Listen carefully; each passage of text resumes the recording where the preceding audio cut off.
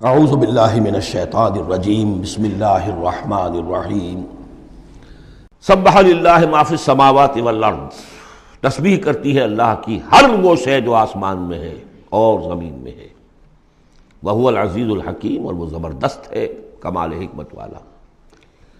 آگے چل کر دیکھیے گا کہ اس میں پھر اضافہ ہوگا، سبح للہ ما فی السماوات وما فی الارض، اور ایمفیسس پھر آئے گا یسبح للہ ما فی السماوات والارض، پھر آئے گا یسبح للہ ما فی السماوات وما فی الارض۔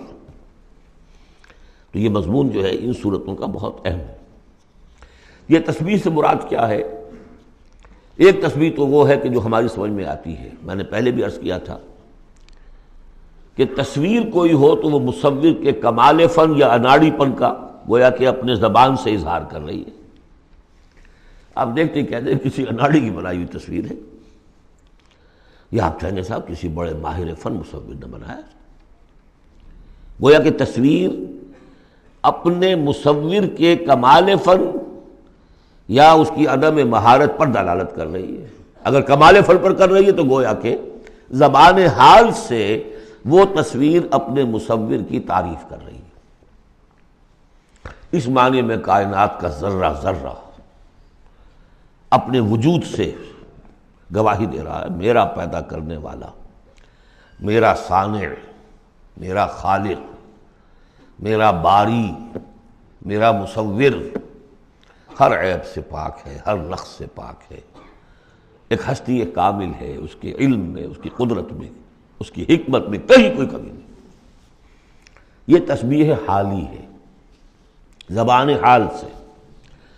اور جیسے کہ سورہ بنی اسرائیل میں ہم دیکھ آئے ہیں، یہ بھی ہو سکتا ہے کہ اللہ نے ہر ایک شے کو زبان دی ہو۔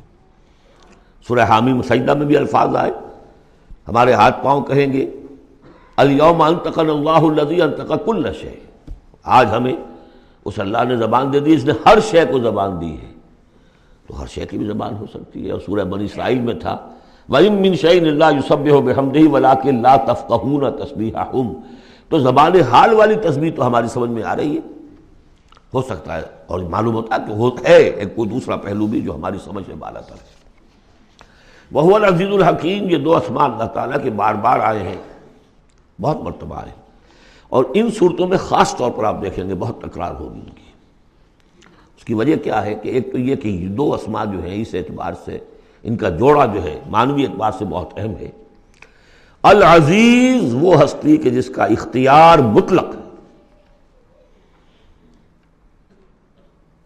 لیکن ہمارا تصور یہ ہے کہ جہاں اختیار زیادہ آ جاتا ہے کرپشن آ جاتی ہے۔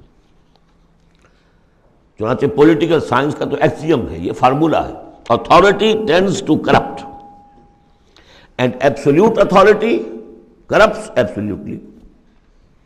لہذا ساری جو کوشش ہوتی ہے، دستور بنایا جاتا ہے چیکس اینڈ بیلنسز، جہاں اختیار ہے وہاں پہ کوئی چیکس اینڈ بیلنسز بھی ہونے چاہیے۔ اللہ پر کوئی چیک اینڈ بیلنس ہو ہی نہیں سکتا، کس کا ہوگا؟ تو وہ اختیار مطلق العزیز، اس کو بیلنس جو شے کر رہی وہ الحکیم بھی ہے، اس کی حکمت بھی کامل ہے، اس کا کوئی فعل، اس کا کوئی فیصلہ، اس کا کوئی عمل حکمت سے خالی نہیں۔ یہ دونوں گویا کہ ایک دوسرے کے ساتھ ہے، العزیز الحکیم۔ لہو ملک السماوات والارض، کیونکہ اس سورہ مبارکہ میں خاص طور پر دین، ایک دین کی حیثیت سے کہ جس میں ایک نظام، پورا نظام زندگی آئے اور حکومت بھی اس کے اندر شامل ہو، اللہ کی حکومت، لہذا یہ شانیں جو ہے خاص طور پر نمایاں کی جائیں گی۔ لہو ملک السماوات والارض، اس کے لیے ہے آسمانوں اور زمین کی بادشاہی۔ یحیی و یمیت، وہی زندہ رکھتا ہے، وہی مارتا ہے۔ وہو علی کل شیء قدیر، وہ ہر چیز پر قادر ہے۔ اس سورہ مبارکہ کی پہلی 6 آیات میں اللہ تعالیٰ کے اسماء و صفات کا جو ذکر ہو رہا ہے وہ پورے قرآن میں اس اعتبار سے منفرد ہے کہ بلند ترین سطح پر انتہائی جامعیت کے ساتھ، فلسفے اور منطق کی بلند ترین سطح پر